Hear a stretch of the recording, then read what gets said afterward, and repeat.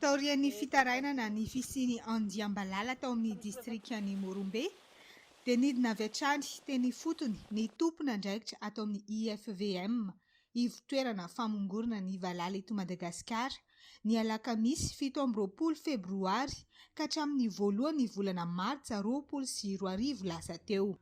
Nisy ny fifampiresahana nataon'izy ireo tamin'ny tantsaha any an-toerana tao amin'ny fokontany maromaro ao anatin'ny komuna Antanimeva, Soahazo, Basibasy ary Morombe, ary tamin'izany no nilazan'ireo mponina any fa nisy kijeja sy renim-balala fa tsy nahitana kosa andiam-balala na esain izany. Manamafy an'izany ny ben'ny tanàna Ambaikily, distrikan'ny Morombe. Mbo sy nisy tatitra vakoetoa mahakasikasika hoe andiam-balala be ohatra regny, hoe kijeja fa tsy firiky faritra amin'ny sisisinato ankona tsy mansatsaiko partian. Rehefa natao ny fanamarinana sy ny fisavana dia kijeja sy renim-balala miparitaka no hita.